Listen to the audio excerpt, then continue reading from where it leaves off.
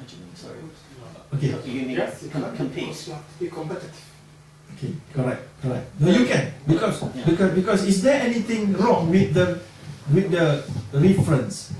You only look at the non-halal shop in order to know the market price of the 1 kilo meat, 1 kilo beef, how much? But that's really comparing apples with pears. That's how you say in Swedish, right? So, for example, the two products are not same in their construction. One is halal, the other one is not. Now, they are not the same products. How are you going to compete with those products in the same market? One price should be very different to the other price because the fundamentals of the product are very, very dissimilar. So my argument, and a lot of other people's argument, is that why isn't there a new system? Yeah, exactly, so a benchmark. Okay, I will give the answer. Okay, firstly, I would like for us to think about the analogy again. So the halal meat come from the slaughter, non-halal, non-slaughter. Very different approach, very different process. That is how Islamic ban and conventional ban. Islamic ban through a slaughtered process by their contracts, by their tenets of the contract, cornerstone of the contract must be met. The Sharia advisory will double check this and that and so on and so forth.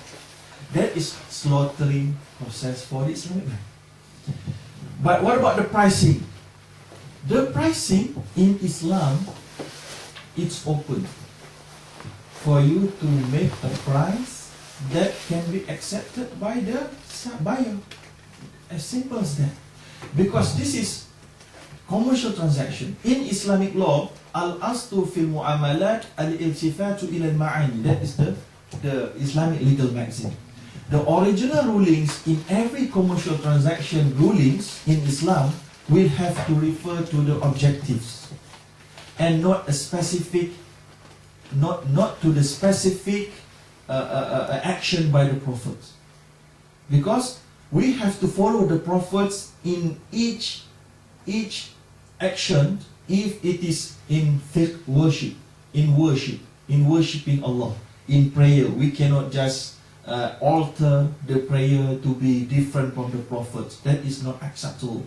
But in fiqh mu'amalat, in commercial transaction, it is accepted as long as you maintain no riba, no this, no that. Okay? So in here, in Islam, if you want to make a pricing, Ibn Taymiyyah, for example, the great Islamic scholar, say in his book Al-Hisbah, the pricing is accepted to be different because of various reasons. For example, if you want to purchase a thing, an item, at a country which suffering a war at that time, that war will make the price higher, right? That is accepted. And Ibn Taymiyyah also said, if you want to purchase anything by using another currency, other currencies, that will be higher as well. So that is all accepted norms in this world and commercial transaction, and that is also acceptable from the Islamic perspective. Secondly, when I give the analogy to the reference, so you are saying, why not we have our own reference benchmark? Okay? Islamic bankers say, good, show me the benchmark. Okay, some Islamic banks try to do that. What happens is that the public cannot recognize and cannot understand it properly. That is the impediment.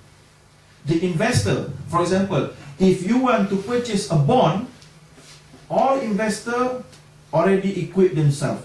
This one, these are how many bips, how many basis points, blah, blah, blah, blah. They already know. If sukuk, if bond, with 8% of return, healthy.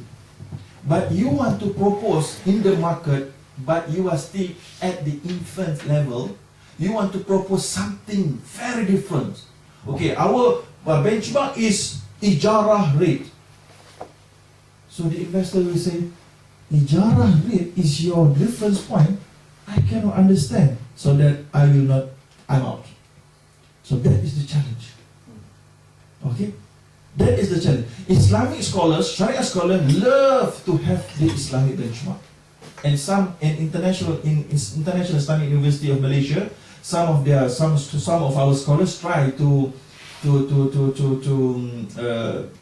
propose some benchmark by using ijarah rate, because ijarah rate is clearly real economic, right or not? Because ijarah based on demand and supply, ijarah meaning a leasing rate. Okay, leasing rate in this zone, in that zone, in this area is different.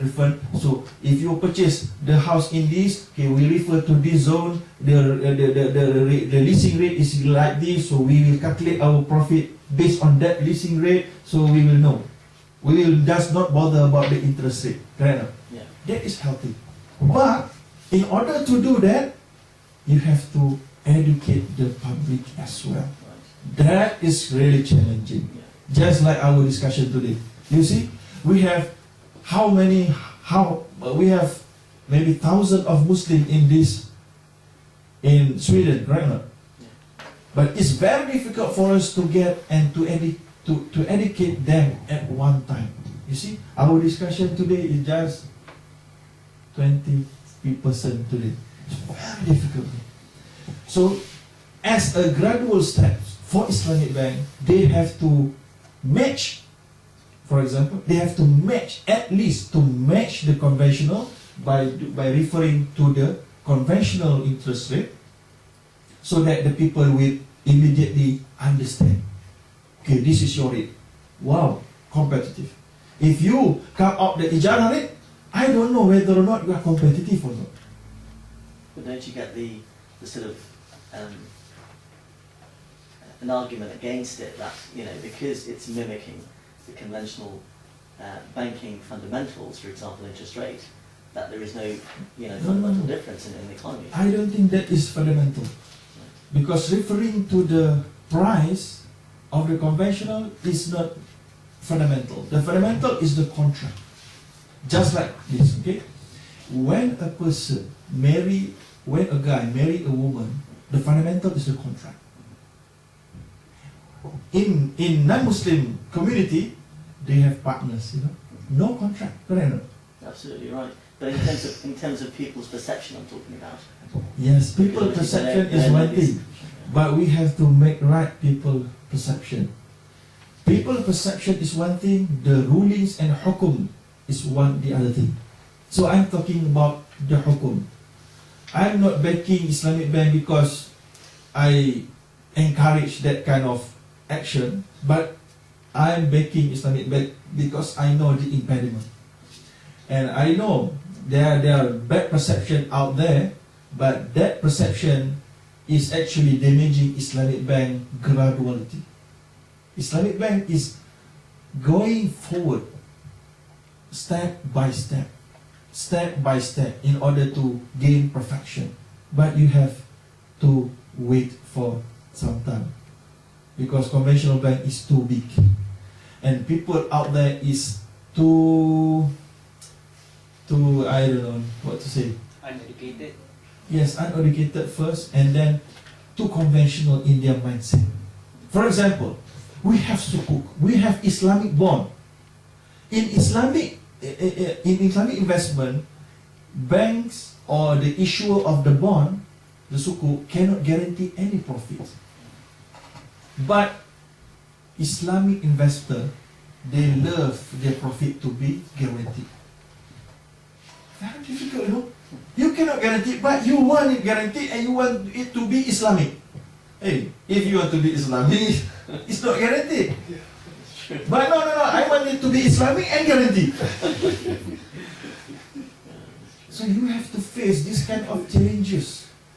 So for Sharia scholars, we have to look at the big picture in order to say that is fake Islamic bank, backdoor riba or not. If you say that is a backdoor riba, you are not looking at the big picture of the people. You are looking at the bank's management only. That is not correct. Bank's management have to look at the people, at the legal framework, at the legal entity, at the red tapes here and there. Only then you will know why Islamic Bank have to do that. in the Islamic legal magazine, they are saying, al-hukmu ala shay' far'un an tasawwuri. In order for you to be able to issue a accurate ruling, you have to know a big picture of the matter. Only then you will be able to issue accurate fatwa. Okay? So now we want to learn a little bit in the in maybe 30 minutes or 15 minutes. Riba. What is riba? Okay, riba, this is too academic. I don't think I prefer this kind of presentation, but I can say like this. Okay, before I think we have to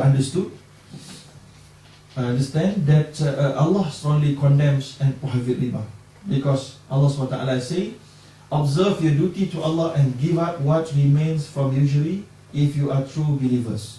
So all Sharia scholars know this, and all of them trying very hard, put their effort, many hours, 1,000 hours, in order to meet Allah's requirement in the banking system. Okay? So because of what? Because if you do not avoid yourself from riba, you be warned of war against you from Allah and His Messenger. The word be war meaning declaring war with Allah and the Messenger.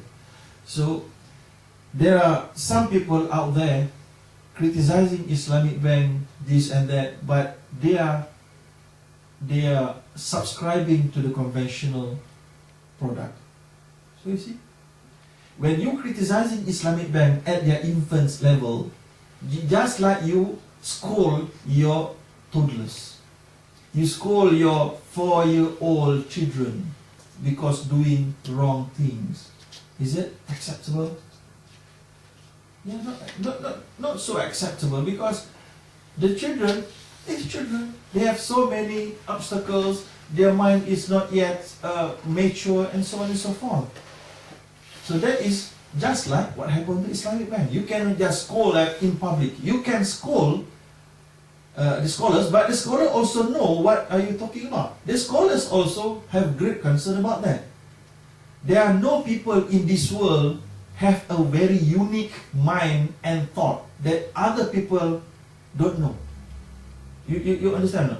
So meaning, if you are criticizing Islamic Bank, you say, okay, why Islamic Bank do this, that? Are you saying that only you yourself know about that? The other people don't realize about the problem? Come on, we are all normal people. At what level? Maybe you are very intellectual people, genius people, that there will be another people already have that kind of thought. And scholars always know about all this criticism. They know about the point, the content. They know about it, and they are in the process either to manage and to modify them in gradual manner, or maybe some of that is permissible from the Islamic point of view. So we can see here, from here, Allah SWT condemns riba, and so as the Prophet Muhammad sallallahu alaihi wasallam. Okay, so I think before we move the misconception, we want to educate ourselves with what is riba. I'm sorry, because not in this slide. I think the characteristic, or what we call the division of riba. Okay, riba, they have two types of riba.